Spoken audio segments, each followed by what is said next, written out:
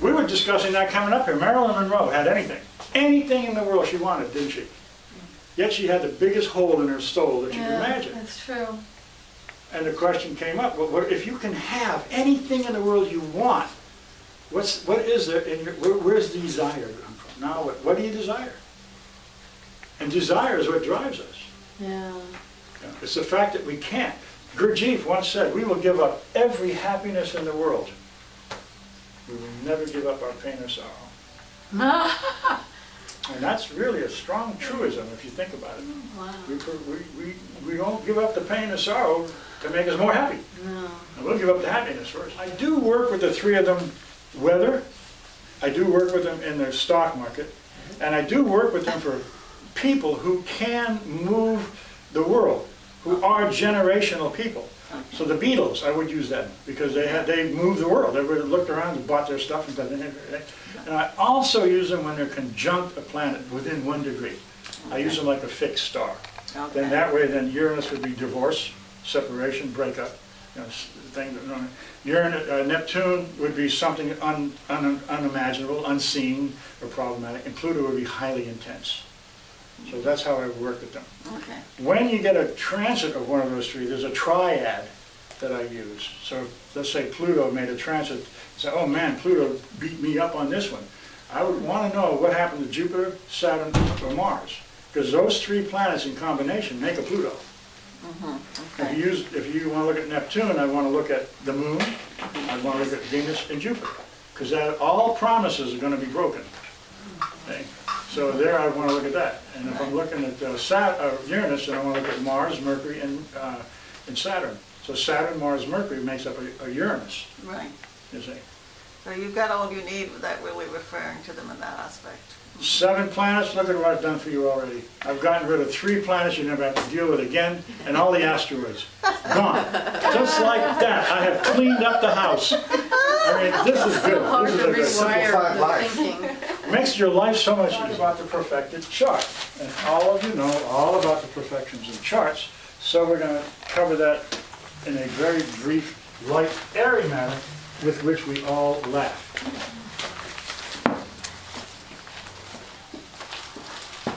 If you don't have your perfection wheel, I'll tell it like it is. When you're born, you have a rising sign. Lucky you. Some of us nipple necks were YouTube. So here we are. That ascendant is your 0 year from here to here. This becomes the 1 year.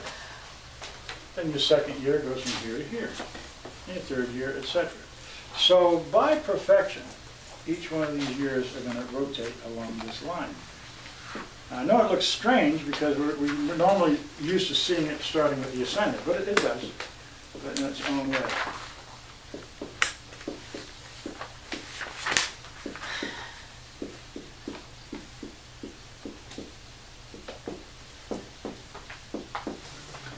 Notice we're jumping by 12s. Yeah. The reason we jump by 12s is each year of our life, we will move from here. Year 2, we're going through that house. Year 3, we're going through that house. Year 4, we're doing that. In other words, what we do is we travel around the houses, and every 12 years we begin again. Because today is the 12th year of 12 years ago. We're back where we started from that point to here. So there should be not a repetition, but a kind of a rhyme.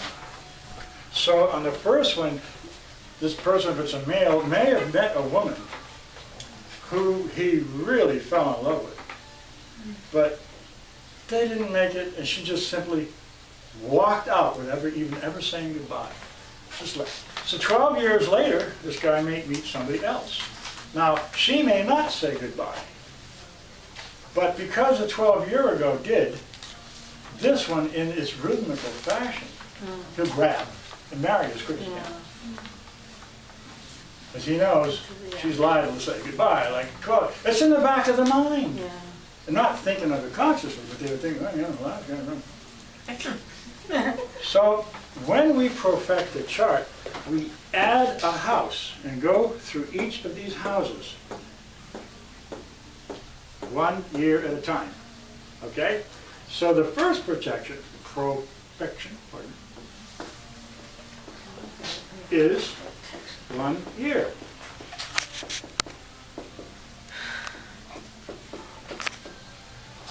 Any questions? We simply rotate through the chart. And if you meet somebody in their fourth house profection, this happens to be an age they are, which here would be 28, 40, or 52. And they come to you 40 to 52, you say, well, what happened when you were 28?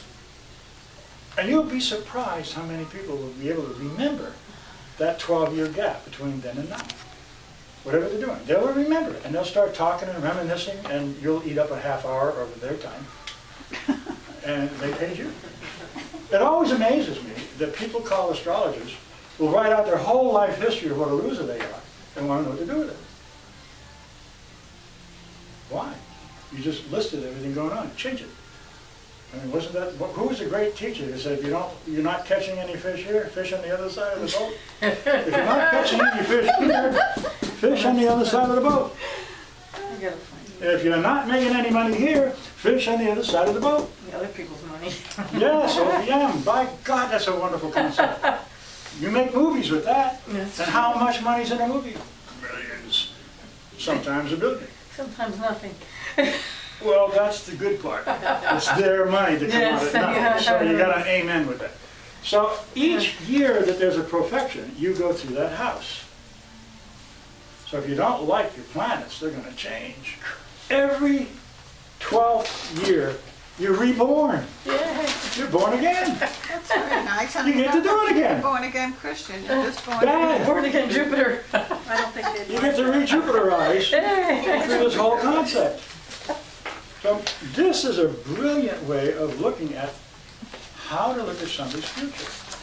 Very, very quick, very easy, very simple at this level. Yeah.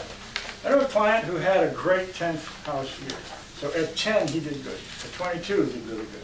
At 34, he did really good. At 46, not so good. But 58, did good again. Now he's going to be 70. He wants to know what kind of year he's going to have. You got more good going than bad. This is like the stock market now, isn't it? Yes. If you look, cyclical. Okay. You know it? I know that, yeah. Get rid of those things. I know, Those are it's looking for blessings. So I'm saying that out of the circumstances, I'm going to feel that this 70th year of his is good. So my next question would be, what are you doing? Oh, well, I'm writing a script, and I'm really excited about it. Now, I'm excited about it too, because he is following the same pattern of probability that the stock market follows, a 65% retraction. All the successes that he had in 10th house are not that success, but this next move will be a success similar to that. What did he do prior? Well, he did TV shows, and he wrote for them. They were successful. Well, you know that Aries is a 15-year time lord, isn't it? Or Mars, they're both a 15-year time lord. And we know Taurus is an 8-year time lord. And we know Gemini is going to be a 20-year. And we know Cancer is going to be a 25-year. Each one of these are the length of the year that we can depend on during that, for that sign. We know that these are time lord years. We also know that if that equates to the years in the planet, then this number will also relate to the months. So then this is going to be a month. This is going to be 8 months. This is going to be 20 months. That's going to be 25 months. That's how we're going to break it down. You want to go crazy? I'm already crazy. It can be 15 weeks. It can be 8 weeks. It can be 20 weeks. So they're increments. Want to break it down? What about days? Absolutely. We can make them days as well. The same number. Hours. Oh, guess what? We can also call in the hours. Does anybody have stickle going on in their mind? Use the minutes. Yeah. Where do you think the planetary hours came from other than the name of the week? You, Mr. Valens, you did a good job. If I can do that with the Time Lords, would you not suppose can we not suppose that we could do that with the Profections? The answer, of course, is unequivocal. No. Yes, we can. We can Obama-ize this like nobody's business. Yes, we can. Yes, we can. So, when you get a perfected year, guess what? You have 12 months in that year, don't we?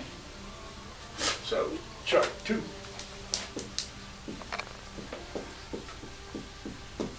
Will tell me that my perfected months, we month 1, month 2, month 3, month 4, month 5, all the way around the chart. This fits inside there. So I've got the years laid out. Now I can take this and place it inside as months for that full year. So I can then place the months inside here. And if I have a planet in the 5th month here, right? I can work that 5th month, and I wonder if this 5th month will do the same thing. Sort of like weather. A little bit, a little bit. So when I put all of the months in here, as they go through this year, each one of these are going to have me a new year with a brand new set of 12 months laid in it. It's an inlay. So then this then becomes that chart right here, by the months. Very simple. It just relays. But I would use whole sign houses to make this easy. And you'll find it works just as well as calculating down to the gnat's nose what you got to do. Whole sign houses are an easy way to go, but it is so viable. Matter of fact, you might find things a lot more viable, because sometimes you have the same sign split, and you have something in the 9th house. But if you use a whole sign, it'll fall into the right sign. It'll either stay in the 9th house or it'll go over to the 10th. You guys are trying to complicate it. It isn't. Each year you go to the next house in succession of your birth chart. End of story. It should not be complicated. Each year you are old, you go to the next house, and that house will be an emphasis in that part of your life. You might want to watch where that ascendant is every time to see if there's a secondary focus. But the very first focus is whatever house you're in, you're going to be doing. So in other words, at 17, what's the first thing on these people's mind? Fun, party. Isn't this the joy of Venus? Yeah. Well, no wonder so many people get pregnant at 17 and 18. This is their fun house. Having a great time with Venus. They're out looking at, we're going to graduate next year from high school. We're dating. They got sock hop, football games, basketball games, baseball games. All kinds of fun things we're doing during that period. That's a brilliant period for that. And then what do we do at 29? We realize that we have a Saturn return. Now what are we looking for? All the fun we missed 12 years later. Guess what? You'll go out and manifest it. You'll start hitting the bars, the movies, the dance halls, and concerts, whatever turns you on. You go for that 5th house again, because this is what you're about. That's your 5th. That's your 5th, 17th, and 29th year. You're going to be looking for fun all the time. And somehow. Now sometimes it might get denied. But usually it'll work for them. So out of here you're going to go to 41, aren't you? Then 53. Yeah. Does this ring a bell for anybody? Yeah, midlife. How about a brand new sports car? Geez, I'm going to die someday. I better get my midlife crisis into gear. Just go to the first two things. Go to the year and then put the months in, and you'll see that at a particular month, maybe you might have Saturn in the 7th house. Okay, on a particular month of that Saturn, that 7th house is by month, the 7th month from your birthday. Wow, every 7th year on that birthday. I may have a Saturn. So you got the broad heading of the perfection. Now we're kind of seeping into it. Oh. So we can use the Time Lord series, that's one system, or we can use the Profection. There's another system. Each, I'm giving you different systems to play with. We can look at them for a Right? If you can put your head on the levels, there's so much you can do with this. Remember, when you use Time Lords, those are the planets that are only going to activate for that year. So that's the key of that. That's what you're looking for by the Time Lords. Once you know that those two planets are under activation for that period of that many years, now you can apply it here. Because not all planets are acting at the same time. If you think that's true, look how we're doing the horary charts. We're only using a few that pertain to the circumstance. The same thing in the life. We can only use the planets that pertain to the life. Otherwise, it gets crazy. So only remember that. You only isolate what you need to know. You don't read the whole book instantly. Aren't you living a year of age right now? Right. All right? You're however old you are right now. Do we forget that there's 12 months in this year that you're living in? No. It's all months. You're just looking at the months ahead or behind. It's the same thing. You're still living 12 months from now, even though you're in this age. Nothing has changed. All it is the same. It's the same identical thing. This year, each one of these years is going to have 12 months in it, and you're going to rotate around those houses by the month, and they're going to make emphasis when you go through them. So once you got the year, then each one of these guys are going to tell you what the emphasis is by the month, according to that. Start with Aries rising. This is how the chart might look on an equal house basis, or a whole sign basis, however you want to call this. Okay? This is year 1. It goes from 0 to 1. That's the year. That's the first year you're born. On year 2, you now have the influence of Taurus. On year 3, you're going to have the influence of Gemini. On year 4, it'll be the influence of Cancer. Are you getting this? Any questions whatsoever at all, maybe nearby? My suggestion to you is this.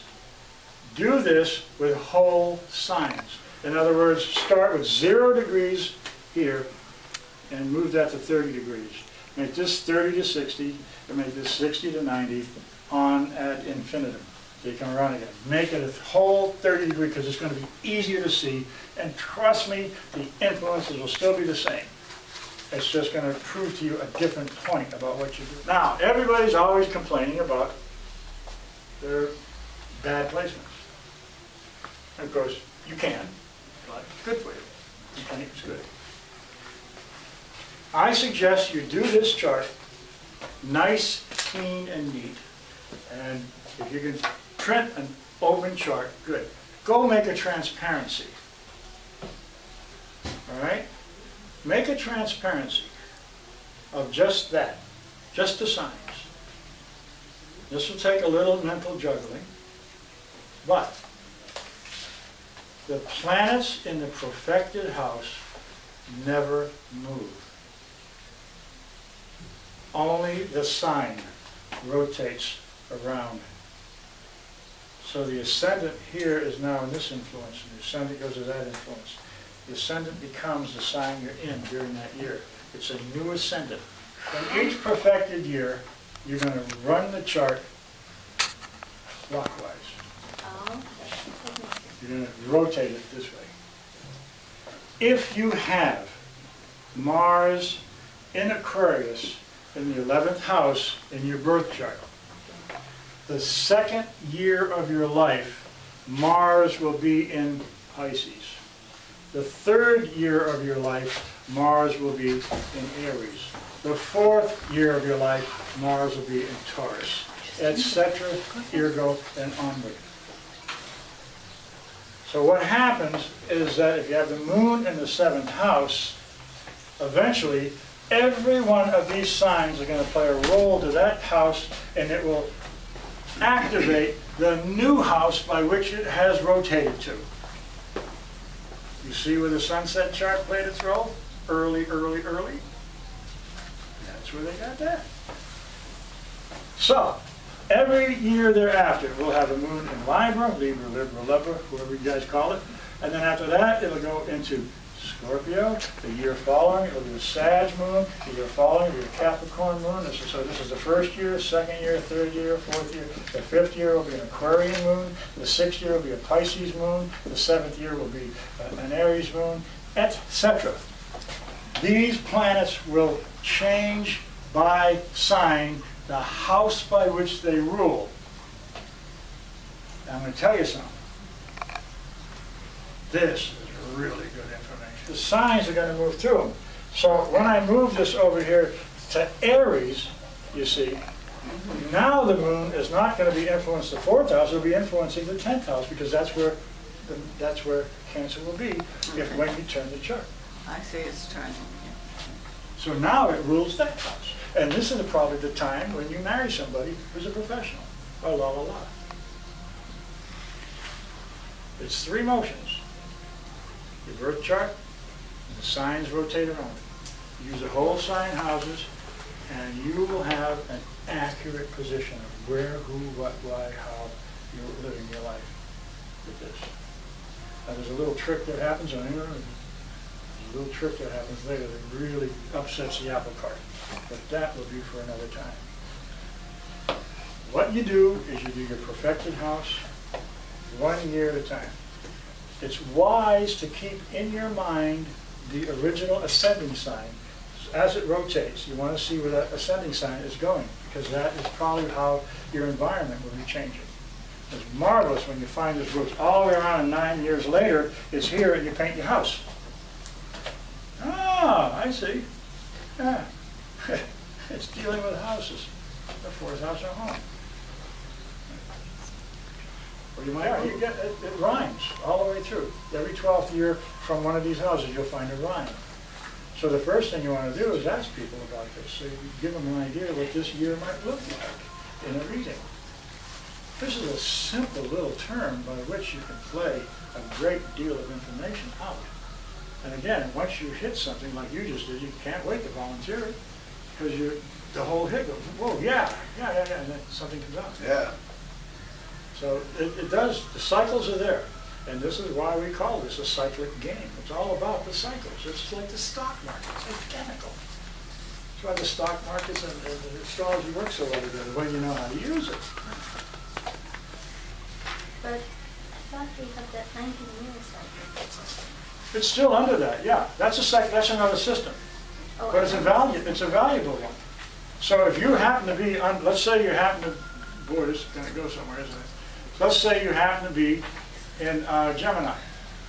You have a 20-year system that's going on, and if you're in the year of Gemini, the Time Lord has to be Mercury, and that will last for 20 years. I would definitely watch as this rolls around where Mercury's going. Definitely, if you want to combine the Time Lords. You don't have to, but you can. That's just an added little brainiac, making you more of an Einsteinian astrologer. Go. I think I told you about this May 8th cycle that I've... Yeah. What kinds of... I should probably look at all those different cycles to see what's triggering that, and there should be a mathematical formula. The first May 8th was how old? That was 1980. So how old were you? I was, gosh, I was 25. 25. Okay, well, if you run around the years of 24, that's going to be 25, so it's a second house year. So you want to watch and see if that repeats every 12 years in the second house year. If they're odd numbers, then something else is happening on May 8th, probably a planetary transit, which is more present, which can be the sun, most likely. A transit of the sun during May 8th might be triggering something in your chart. But then there's the ascendant. there's at least half a dozen of those May 8ths that I can look back at that just jump out at me, and between those two, that should flag and give me investigative tools to find what those patterns are. Yeah, you also want to look at the May 8 chart. You want to look at the sign that is indicative of and where the sun is on May 8, because that's got to be transiting something. So that might be part of it too. Something on May 8th is doing something to your chart. That particular, not the date so much as what's happening. Where's the sun? What's going on? Is it aspecting something in your chart? Well, May 8th would be, that'd be a Taurian. That'd be in Taurus. Sun would be in Taurus, wouldn't it? That's my rising. That's I'm what Taurus you said. rising. That's what I said. It's your rising sign. Yeah. So obviously it affects you personally. And so May 8th at whatever degree that Taurus is, which is what? 14, 15 degrees, depending on the year. So 14 to 15 degrees. What do you got 14, 15 degrees in your chart? Mars, 14. So that is a square to your Mars. And what'd you do? You broke your finger, somebody beat the shit out of you, you fell down a flight of stairs, the roof fell in, See, all of those things. And it's are squared by the Saturn square at of 13 Mars. degrees. That makes it nice, yeah, so, bingo. So that May 8th is pointing those two negative planets in your life. Yikes. Yeah, because, well, one of them was positive, but the rest of it's kind Yeah, of, the rest of it kind of like fell apart for after 25. Don't go yeah. out of your house in May. So, huh? Don't go out of your house in May. Stay in Oh. bed. So you just cancel that in your calendar. Fold the little house over and go from 7 to 9. That's what I do. So out of this, you're going to see that every 12 years, each of your planets is going to have a new place to rule according to its nature. And of course, yes, you do want to take a look at the dignities. In his own sign, oh wow, yes. I had a client who was suing for millions of dollars. He had 2 wonderful perfected years. Did he sue? As soon as it went out of that wonderful perfected years, he sued. Did he win? Did he listen to me? So I have my millions. All those wonderful Neptunian promises. So out of the circumstances, this is a mental exercise. It's something that you will work with. But if you'll just take your time and reason it through a little bit, you won't have to do what I do with Thaddeus Valens. Because the way they wrote back in the Grecian times is not the easiest thing to understand. They had words that hadn't even been invented yet. As a matter of fact, I'm quite impressed with the vocabulary, especially when you read Plato or some of these Plotinus, Aristotle, Socrates. You know, it's one of those words. I thought these guys were primitive. So Arthur, is I that think so. Thaddeus Valens that you're talking about, is that the translation by Bob Schmidt? Project Hindsight or Yeah, somebody? in that? that's Bob Schmitz and Robert Hand stuff. And did it go out of print? Is that why you got? I think they compiled it into a complete book, Oh, which they're not giving away, by the way. They plan to retire with their Bentleys and castles in a few years, so those books are rather dear. But I can see why, because the information is needed. It's brilliant. And you know, we have a lot to thank those guys for putting this together. I feel that way. I made a small contribution, but they really put it together. So they got some good stuff out there. So the book that they put out, whatever it is, get a hold of Ellen Black on Project Hindsight, and if it's for sale, they'll tell you. And then you can just go from there. But each one of these series during these perfected years will give you a great deal of information. And if you want to play with the year lords, you can also play with the year months. And you can break this down too, so you see what planets are active in your chart, more active than the rest. But a lot of times our charts are dormant. I know many of you have experienced this wonderful experience coming to your chart, nothing came by. Jupiter on the ascendant, Jupiter with the sun, Jupiter triangle with Venus. The beauty of this is going to show you what planets are more active than others. In this case, for the ascendant, Moon is. But also you're going to find that the sun and the moon is also going to play in harmony with that, because all 3 of them will come all the way back in the 12th year period. This will still be in power, but it will be in power for 2 years, 1 month during that period. Using the time lords, you are assigning these planets a particular period in your life to activate over that house it rules. And so whatever it's doing in that house, it's going to rule that thing. If you've got a whole bunch of planets in the 10th house and they're ruled by the moon, and you're in this period, well, you're not going to achieve much because, well, it's a 9th house, period. It's Gemini, which is the 9th house, so the Mercury is now 9th. So you're busy learning, so you can eventually get to the 10th house and be brilliant. You are under the influence of this for that many years, depending on what you're using, part of spirit, part of fortune, descendant, you have 5 things that you're going to have active in your chart, but only in what they assume responsibility for. Remember, the sign always chases the planet.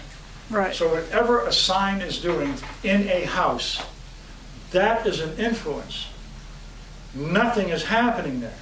What happens is that where the sign lord is placed from that house is where that manifests. Right, got that. So you don't have something manifesting out of nowhere. You can't. Right. So if you're using the Time Lord system, you're only interested in the Time Lords of which they influence that particular house, Okay. vice versa. Okay. If I say baseball, what's the first two things that come to your mind? Bat and ball. Bat and ball, sign and planet. Okay. If I say football, what comes to your mind? Player and field. Player field, all right, planet sign. What about Yeah. basketball? Yeah. Ball and hoop. The Yeah. hoop is a sign, the basketball is a planet. Okay. It goes everywhere. This hoop stays here. So where the ball is still going for that. So say in my chart, just so that I get a deeper understanding of this, that right now the Time Lord of my ascendant is the moon, and the moon is in my first house in Aries. So now that's going to be the player. The Jupiter, It where is more pronounced now than it ever has been. right. So then, But where the planet is doesn't make any difference, does it? Yeah. the first house is going to act in It's that. send its influence there. It's going to act in that But way. it's also going to send its influence to its rulership. But you're only Oh, to concerned about the Cancer. rulership, though, really, I am. with this. But she wants to put it one step further. And Oh. we can do that. Oh. We can look and see, in this case, it's a personal experience in that house. So if she had a fourth house rulership, she'd probably be getting into the idea of buying and selling properties and all that kind of thing, because that's a personal interest in fourth house matters if she had Aries rising. In this case, it's a third house matter, because that's where the Pisces rising, fifth house matter. Fifth house, Pisces rising. yeah. So the fifth house becomes more important to her than anything else. Then our So the fifth house and transits. personal interest of the fifth house. So she has a very strong personal interest in her fifth house, probably the children and their grandchildren. There are two kinds of ships on the water. One floats and one submarines. There's ships, See something. but they have two different concepts about them. Right. That's what you do with this. The moon has a ship concept of being on the water where your Cancer is. The submarine is where the planet might be to influence that. But the interest falls from to. So, if she's got a Cancer fixed and she has the moon here, this influence is looking to happen here. Not this way, but this way.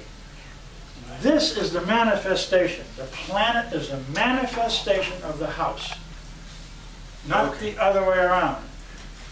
This is interested in this. So the moon is a personal interest. The baby influences the mom. Bigger than you can imagine. Have one. The fourth is going to be dependent. If you have Cancer right here, the Cancer here and the moon here, right? Yeah. Okay, this is the home base. Now remember, this is where all the energy of the universe shows up. Everything comes up through the fourth house. That's why it's so important. When you stop that energy flow, guess what? Your energy flow stops too.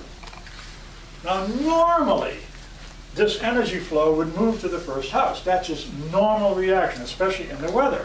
Because when we're looking at weather, we want to know what's happening. All energy that's coming in is going to go to the house that it influences. In this case, it would be 4 to 1, which is a normal situation. But we alter it as astrologers because we have the power to do so. This power says then, I am interested in home things through my partner. Oh. That's what I'm interested in. So the home is dependent upon the partner in whatever they're doing. They're looking for something in that respect. So this becomes an extremely important position during the next 25 years. So that would All make Profections are interested in the moon with that now. so that would make sense that my husband and I want to start buying investment properties. That's why we That's talked like about that. Yeah. Okay. That's So, Because this looks like never leave the birth chart. Ever, never, never, ever, never leave the birth chart. Ever, never. I'm not for, when you say Time Lords, like Gemini for 20 years, that's, Yeah, Mercury's in power. yeah, It's that's a up long center time. stage, it's singing, it's Dean Martining everybody. And everybody's listening to it. Yeah. But people who aren't under that influence will not hear this. Only the people who are under the Mercury influence would hear the message. Only the people who are under the influence will hear the message. And any aspect to that moon now gives a great deal of work. Now, this becomes crazy. Why? It's 7th house. Wow. It's also angular. Wow. Angular, yeah. And it's also ruled by Venus, beautifying. And what do they want to do? Buy an old fixer-upper, fix it up, and shove it down, sell it to somebody. So out of the circumstances, this is going to make a lot of sense. And when you prognosticate for somebody, this gives you an inner power because you see it, you recognize it. And doing all the little charts that we've been doing over the years, you get used to the dignities. Yeah, it's like oil and water. It just floats to the top. You just look at it, you get a feel for it. There are times I put up charts, and you've all done it. Got it right now, without even having to go through all the details. Because you learn how to get rid of the stuff we don't need and apply the stuff that's pertinent. And this is what this is about. This is what I'm trying to teach you.